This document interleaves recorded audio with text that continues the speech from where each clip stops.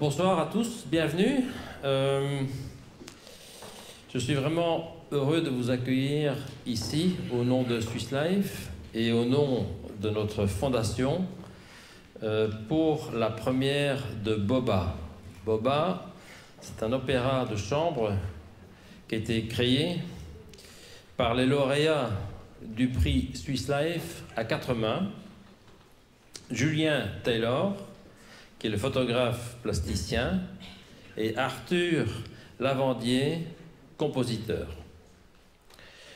Alors il s'agit d'une création autour d'un thème qui était imposé, Chagall et la musique. C'est l'aboutissement d'une aventure en plusieurs épisodes. Elle a commencé en fait en janvier 2014 avec la sélection de 12 candidats de talent par des experts du monde de la photo et de la musique, dont beaucoup d'ailleurs sont ici ce soir dans cette salle et que je remercie pour la qualité de leur choix. Le deuxième épisode, les candidats qui ne se connaissaient pas se sont rencontrés à l'occasion d'une masterclass du grand pianiste Michael Rudy, ici présent, proche de Chagall. J'en profite pour lui dire combien ses conseils ont été importants tout au long de l'aventure et de le remercier d'avoir intéressé le comité Chagall à travers les petites filles du peintre Mireille et Bella, que je salue. Les candidats se sont constitués en binôme, un photographe et un compositeur, pour présenter un projet commun à un jury de grands professionnels. Le troisième épisode, c'est que le jury a choisi entre des projets qui étaient tous de grande qualité, et je salue les nominés et les membres du jury. Le résultat, c'est une œuvre multiple. Un spectacle qu'on va vous présenter ce soir, une exposition des œuvres de Julien Taylor à Swiss Life Banque privée pour le moment, et un CD-livre, Les Mémoires de Boba, édité par Actes Sud. À la suite de la représentation, qui dure un peu moins d'une heure, je vous invite à visiter la superbe exposition Chagall et la musique, dont Éric de Vichère, le directeur du musée de la musique, vous dira quelques mots tout à l'heure. L'exposition se trouve à côté, dans le bâtiment de la Philharmonie. Pendant le cocktail qui se tiendra à côté de l'exposition, Julien Taylor et Arthur Lavandier pourront répondre à vos questions. Alors, je passe immédiatement la parole à Julien Taylor, le photographe, et Arthur Lavandier, le compositeur, pour qu'ils puissent retourner après en coulisses et préparer le spectacle.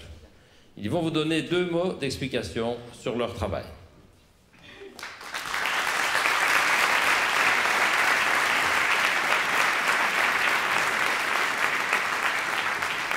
Bonsoir, merci d'être là si nombreux. Et voilà, donc ouais, je pense que c'est intéressant qu'on parle un peu de notre rencontre et du travail qu'on a fait ensemble avec Arthur depuis 1 an et demi. Donc on a commencé à travailler en fait sur comment réussir à faire rencontrer nos 2 univers. Donc Arthur est compositeur et je suis photographe, et il a l'habitude et le talent d'organiser le temps. Et moi, ma spécialité, c'est d'arrêter, et du coup, on s'est arrêté sur ce paradoxe et comment le résoudre. Et assez vite, on s'est dirigé vers l'envie, en fait, d'organiser un spectacle où le public, donc vous, allez entendre sa musique et voir des images que les musiciens vont essayer de faire vivre et mettre en mouvement. Donc, c'était vraiment une rencontre intéressante dans le sens où il y avait 2 univers qui se rencontraient, où chacun était débutant dans l'univers de l'autre. Et donc, moi, je tiens à remercier beaucoup les musiciens, Arthur bien sûr, et aussi les musiciens qui sont prêtés au jeu et qui vous allez voir ce soir. vont essayer de réaliser une performance qu'ils n'ont jamais faite avant. Et moi, pour ma part, c'est aussi la première fois que je développe comme ça un décor d'opéra. Voilà. Bonsoir. Ah, mon micro ne marche pas. Si, il marche maintenant. Bonsoir. Pour continuer ce que tu disais, effectivement, à partir du moment où on a choisi de faire un spectacle, assez rapidement, on a rejeté l'idée d'avoir juste ma musique et des images derrière, parce que finalement, c'était pas une manière satisfaisante pour nous de résoudre ce paradoxe du temps qui avance et du temps qui est arrêté en même temps.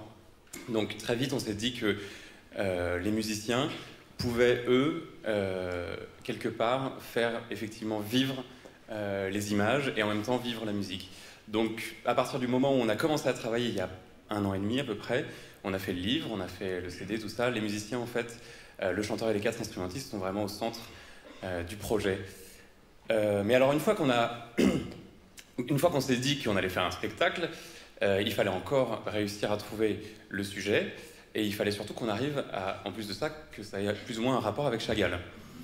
Ce qui n'était pas simple, et c'est là que miraculeusement, on s'est rendu compte, enfin Julien s'est rendu compte, car il est mieux placé que moi pour le savoir, que sa grand-mère a elle-même grandi dans un shtetl, un village juif d'Europe de l'Est, donc qui est quelque chose que Chagall a peint tout au long de sa carrière, et voilà, on sait que c'est quelque chose, enfin c'est une des grandes sources d'inspiration de ce peintre.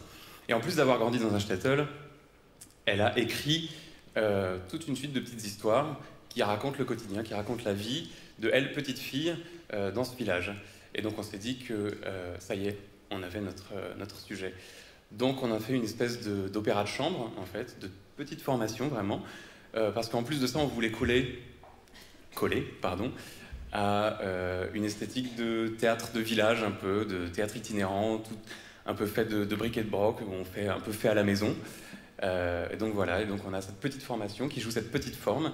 Vous allez voir, c'est 5 histoires qui dépeignent le quotidien dans ce village. On a des histoires drôles, des histoires tristes, des grandes descriptions de la nature et du village. Et donc vous allez voir les musiciens être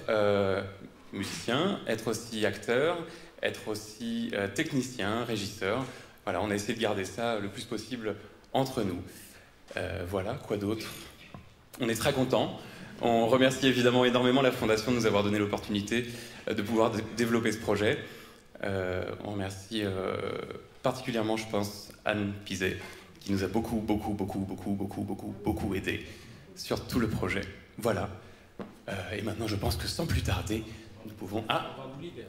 Ah, nous allons être libérés. Non, on va vous libérer. Et je vais passer la parole à Michael.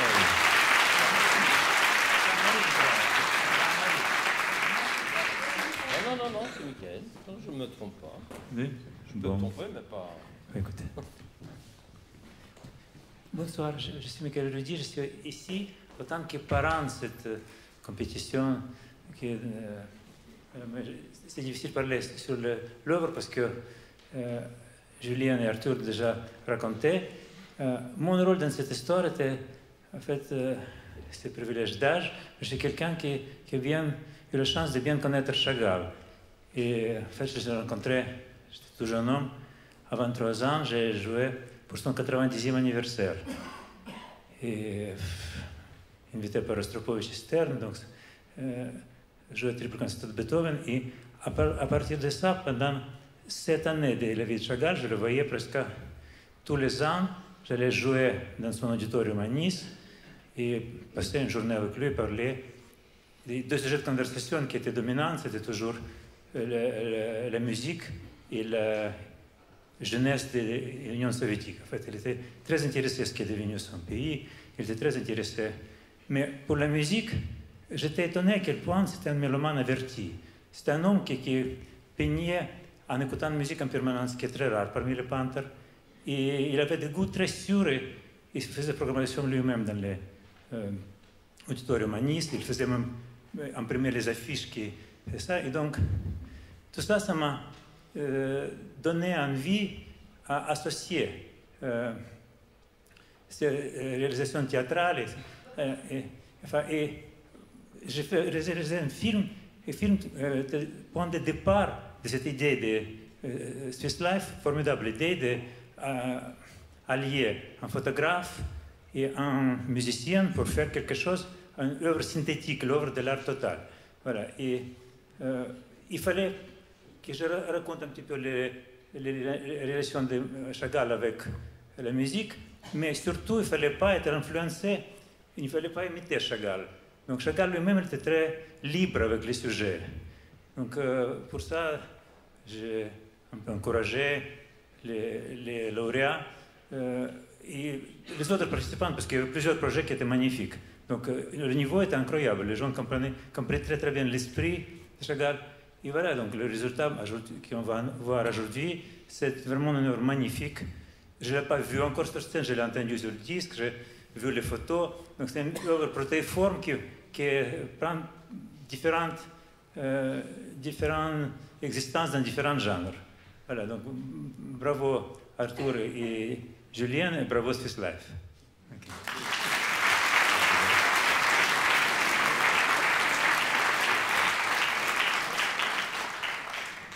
Rassurez-vous, je suis le dernier à parler parce que je pense qu'on a tous envie de découvrir cette œuvre à la fois musicale et visuelle, plastique.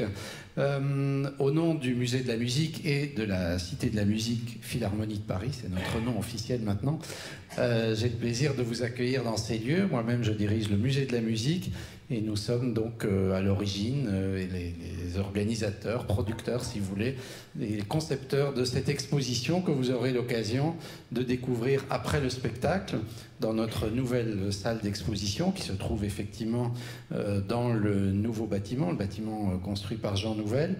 Je ne vais pas vous détailler cette exposition, simplement vous dire qu'effectivement ça a été un grand bonheur de finalement découvrir cet itinéraire de Chagall autour de la musique, de se rendre compte au fur et à mesure qu'avec la commissaire Ambre Gauthier, avec Michael et tous ceux qui ont participé au projet, on s'est rendu compte combien cette relation de Chagall à la musique était riche, était protéiforme, à tel point d'ailleurs qu'elle a donné lieu à 2 expositions, parce qu'il y a chez nous la partie qui s'appelle le triomphe de la musique, mais vous pourrez aussi dans 10 jours découvrir un volet qui est présenté dans un lieu que Swiss Life, la fondation Swiss Life connaît bien aussi, c'est la piscine de Roubaix, où vous pourrez découvrir un autre volet de cette exploration du thème qui s'appellera là-bas les sources de la musique, ces titres ayant été empruntés à un diptyque de Chagall, et qui traitera d'autres aspects de cette relation de Chagall à la musique. Donc la partie que vous pourrez voir ce soir concerne essentiellement effectivement les réalisations de Chagall pour la scène et cette relation très forte qu'il a développée avec le théâtre, le ballet et l'opéra, et qui montre aussi combien cette fréquentation du monde du spectacle l'a nourri et a été aussi un terrain d'expérimentation sur le plan des matières, sur le plan de la forme aussi, sur le plan de la monumentalité, parce que les décors de théâtre ou les fonds de scène étaient des œuvres monumentales. Et vous constaterez cette monumentalité dès l'entrée de l'exposition en étant plongé dans une des œuvres phares de Chagall, c'est le plafond de l'Opéra de Paris. Voilà, je m'arrête là. Je vous souhaite en tout cas une excellente soirée, aussi bien ici que dans l'exposition. Et je serai évidemment avec vous durant la soirée et prêt à répondre à vos questions. Merci.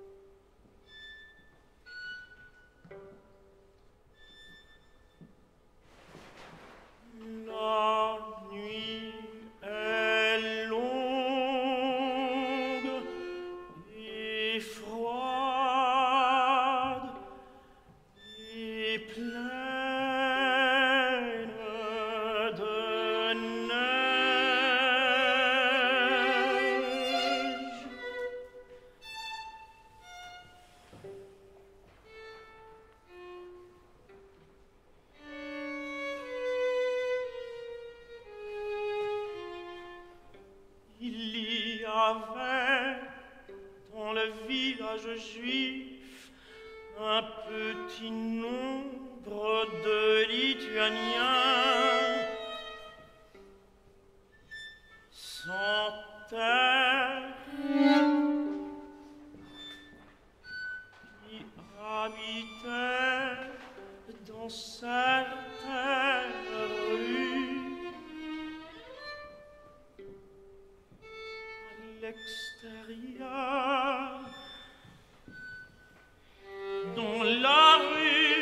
de Sibérie vivent les plus pauvres.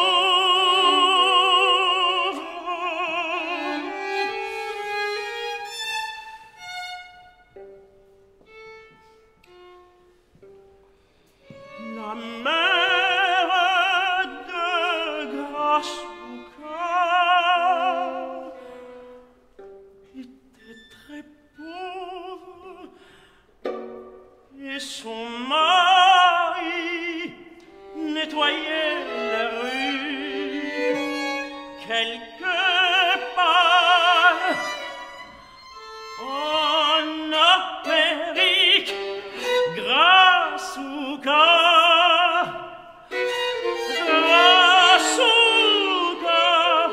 était très grosse et moi très maigre. Quand nous jouions ensemble, maman toujours s'exclamait: c'est ma fille qui a la bonne nourriture, qui boit le lait de la vache 2 fois par jour, et à qui je donne des bonbons, et elle est maigre et pâle, nous n'en a rien à manger, et elle est grosse, et en bonne santé.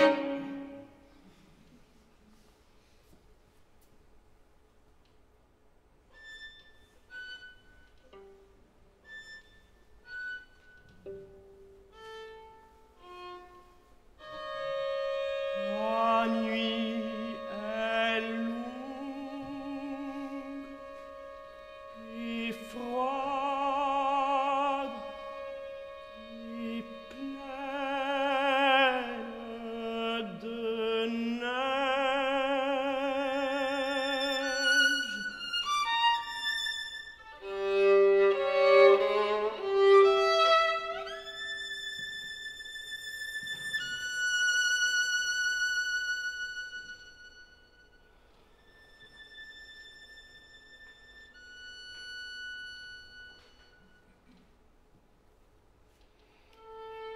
Quand il faisait vraiment froid,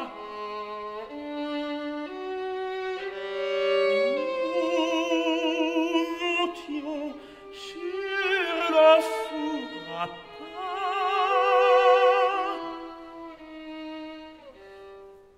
de la maison.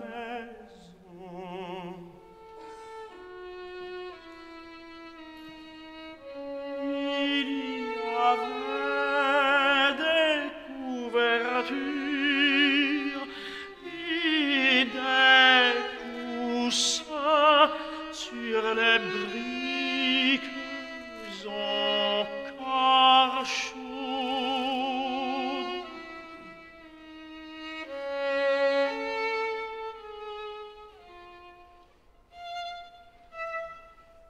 Ici, nous étions des garçons qui rentraient de l'école serrés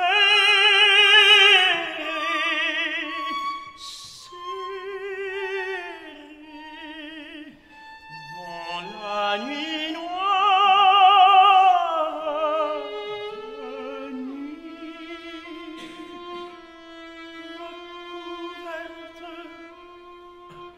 Complètement de neige.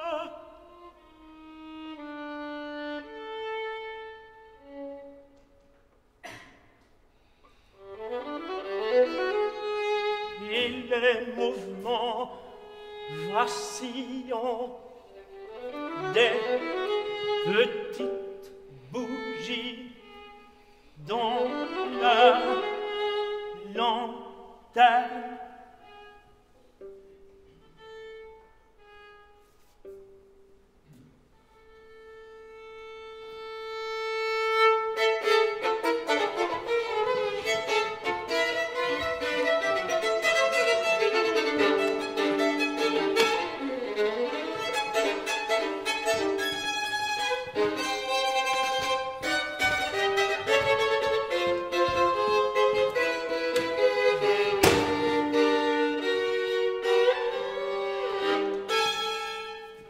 soir, tard, quelqu'un avait frappé à la porte. Mon père s'était levé et avait ouvert le volet en bois sculpté qui nous protégeait de l'extérieur.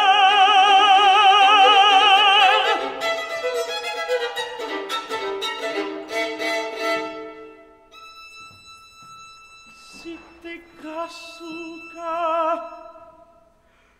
Grasuka.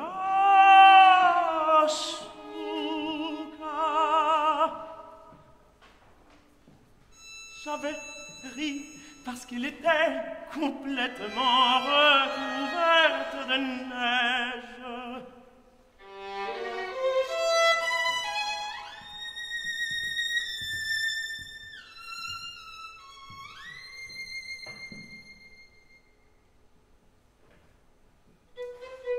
Dans la nuit longue et froide,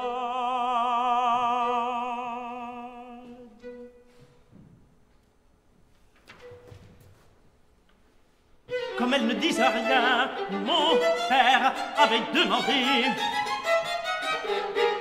est-ce que ta mère est malade? Et puis, qu'est-ce que tu veux? Elle ne disait toujours rien.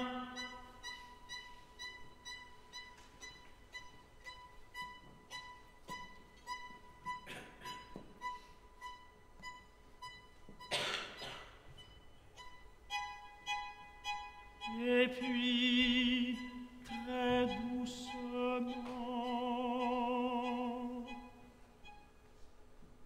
tu peux évidemment,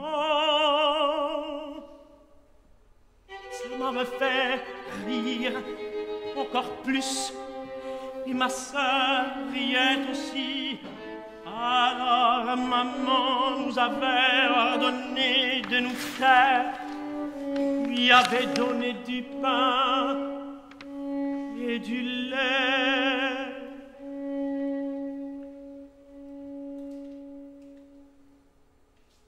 Et Grasuka avait disparu.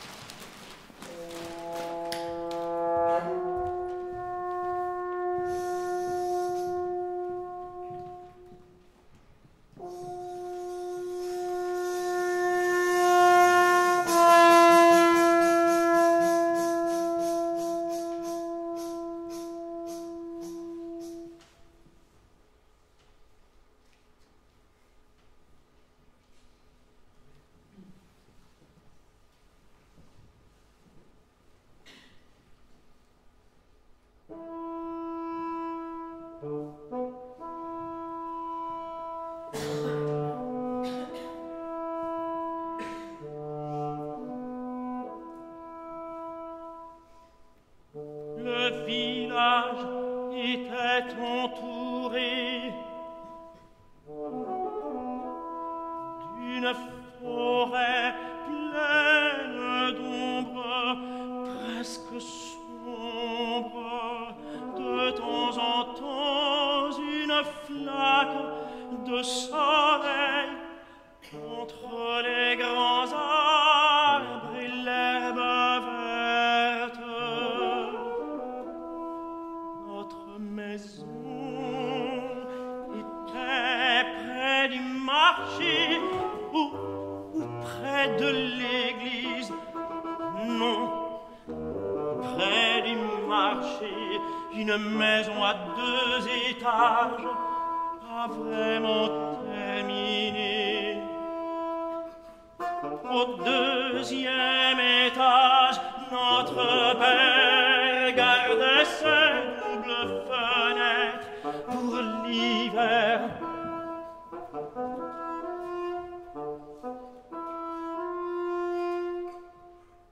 Toujours ma sœur décorait l'espace au-dessus de fenêtres. Toujours il était admiré.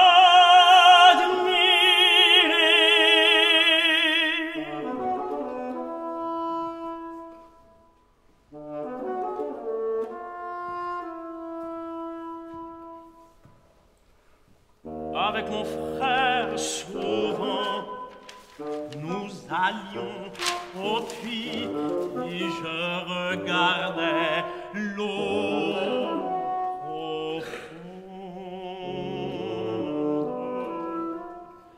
Ici, c'était l'eau pour laver, pas pour boire. Pour boire, il fallait acheter l'eau à un vendeur à cheval qui avait 2 tonneaux et qui remplissait notre seau pour 1 copec.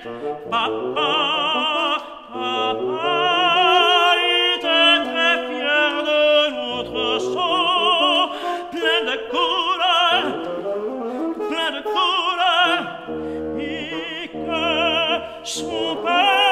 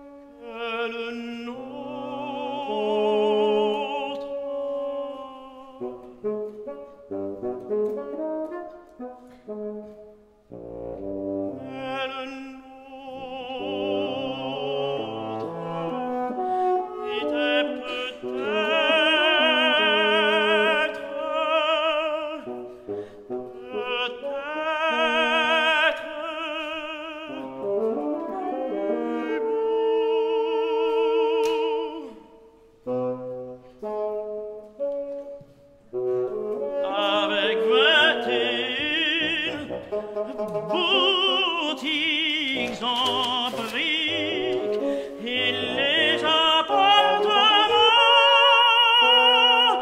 devant le marché. Le marché était gigantesque et derrière le marché, des rues s'éloignaient vers les bas-fonds, mais la grande rue, notre rue, était très longue.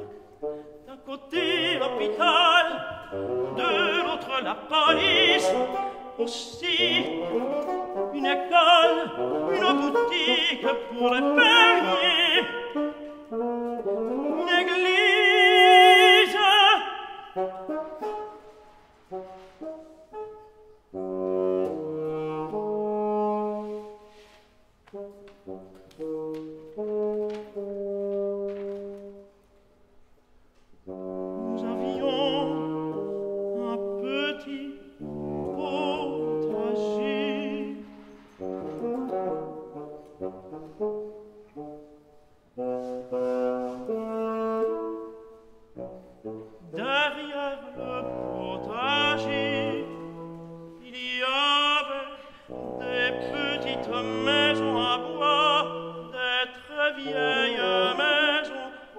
de vitres fendues.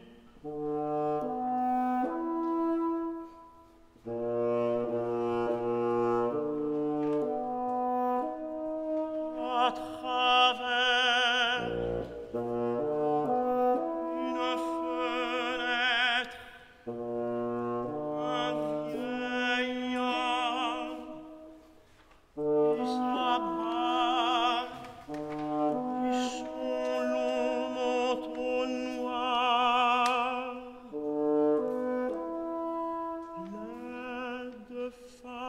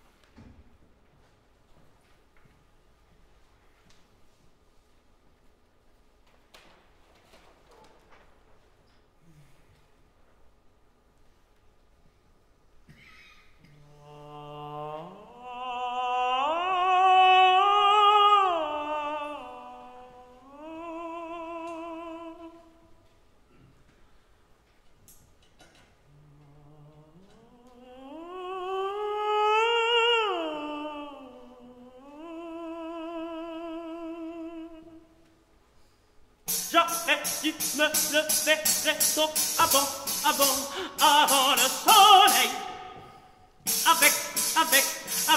Avec ma soeur et ma cousine. Pour prendre la carriole de mon père, conduite par mon frère, pour remplir les petites boîtes qu'il avait préparées, attachées par des ficelles et apportées sur le dos de fraise des bois. Oh, j'étais très excité. Et même le lait tout frais, encore chaud de la vache, et qui d'habitude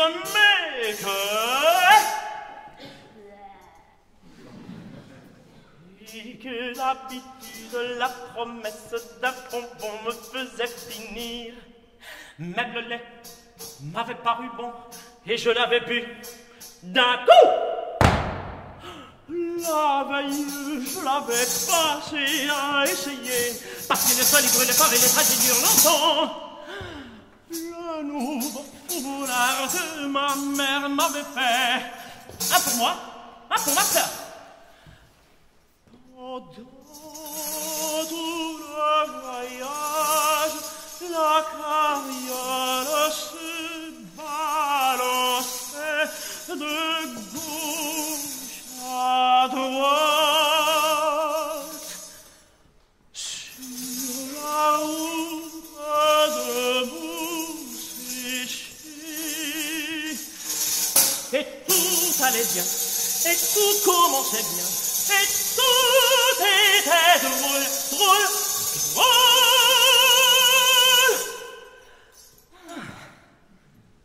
Et la carriole semblait tomber.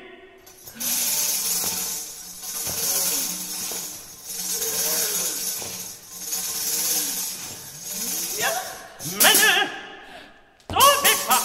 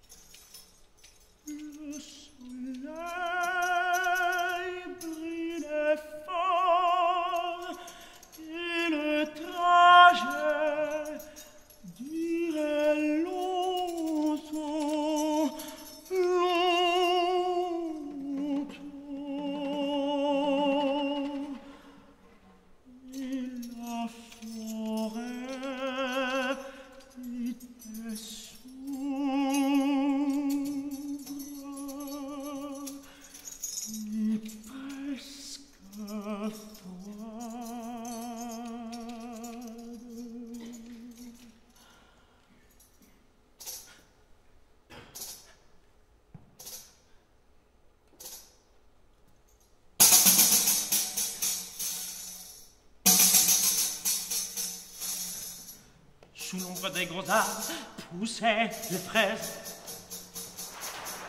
et bois. Mais avant de commencer à les collecter, nous en avions mangé un peu. Et la chair était tendre, et la chair était tendre, et le sucre était doux.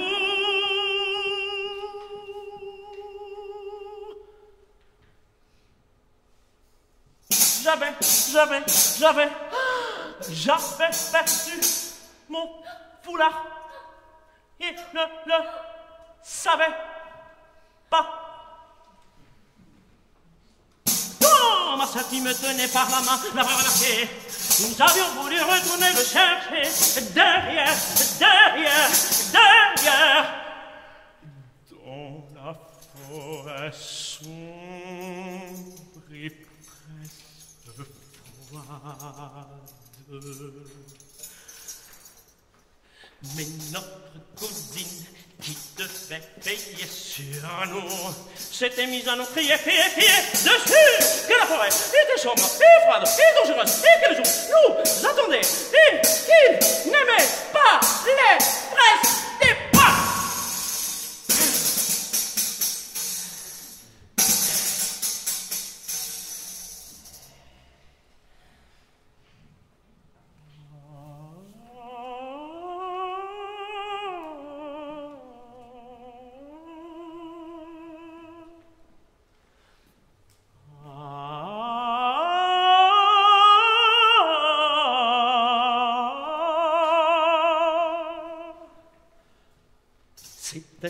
ce moment que les nuages qui avaient commencé à rendre la forêt plus sombre encore que les nuages avaient éclaté en une pluie lourde et glaciale et des éclairs aveuglants et un tonnerre assourdissant. La carriole était trop loin et il avait fallu s'abriter sous un gros arbre. Dans son ombre où poussaient les fraises des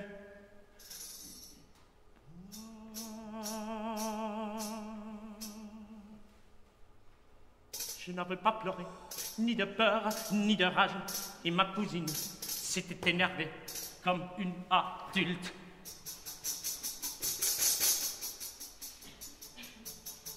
Quand il avait fallu rentrer, les petites boîtes n'étaient pas complètement plies de fraises.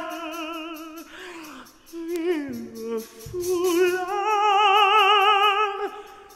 était toujours perdu.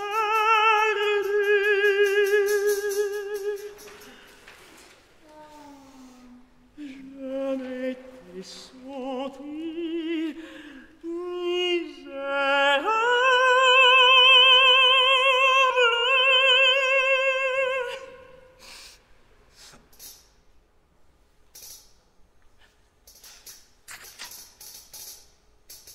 Pendant le trajet du retour, nous avons croisé deux paysannes qui revenaient vers le village avec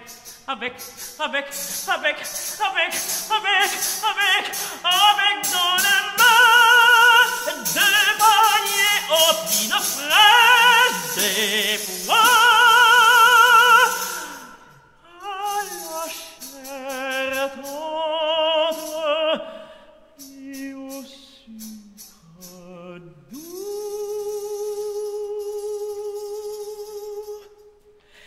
Et puis, l'une des paysannes avait mis la main dans un de paniers emplis de fraises et l'on avait sorti le foulard perdu. Et tous, nous avons souri et ri parce que tout allait bien et tout finissait bien et tout était drôle.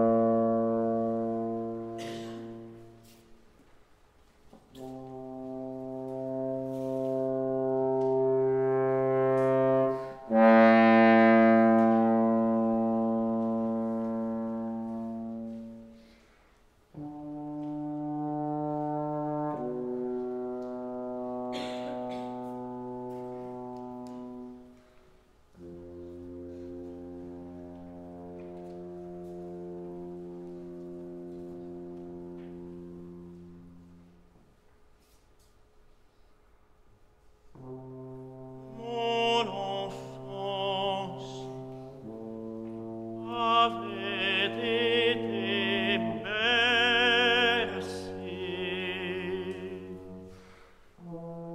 par les histoires que ma mère me racontait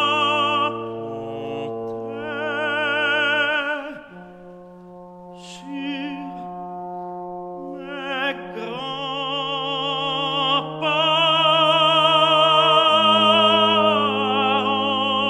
grands-parents que je n'ai jamais connus.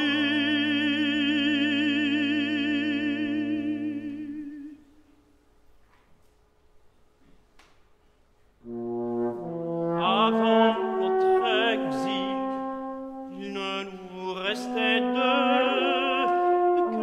quelques photos et des broches en nacre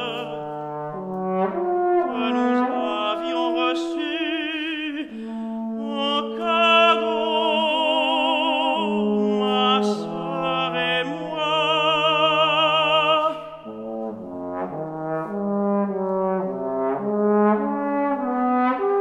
Aussi des lettres de la Palestine.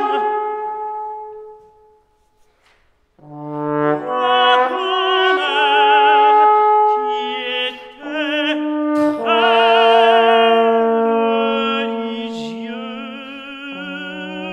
religieuse avait décidé à la retraite de partir pour Jérusalem,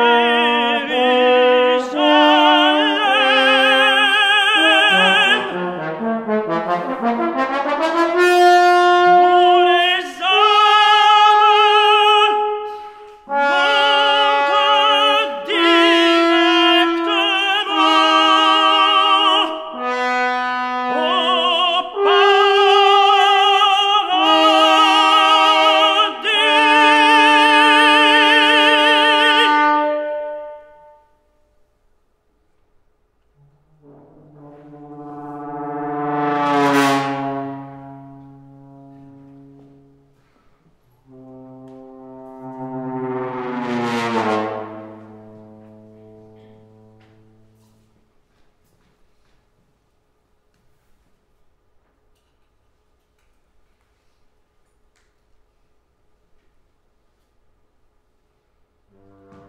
C'était un voyage sans retour. Mon grand-père avait d'abord pas voulu partir.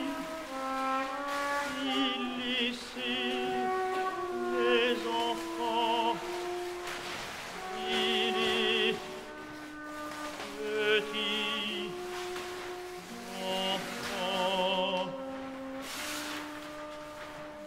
Et puis ils avaient vendu la maison.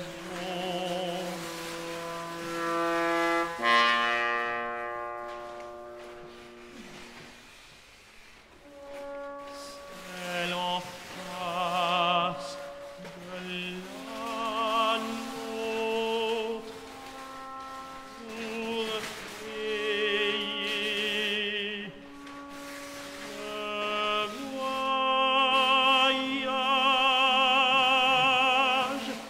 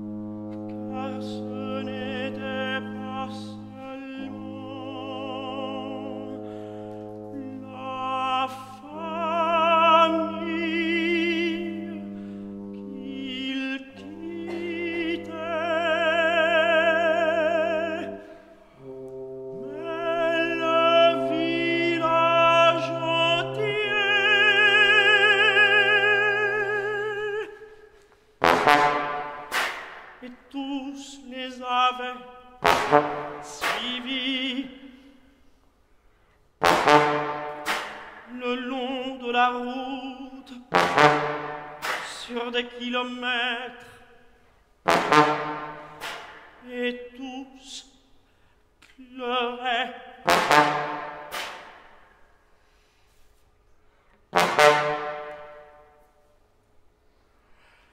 Les villageois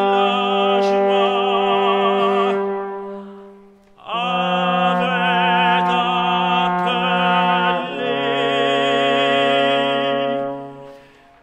le départ,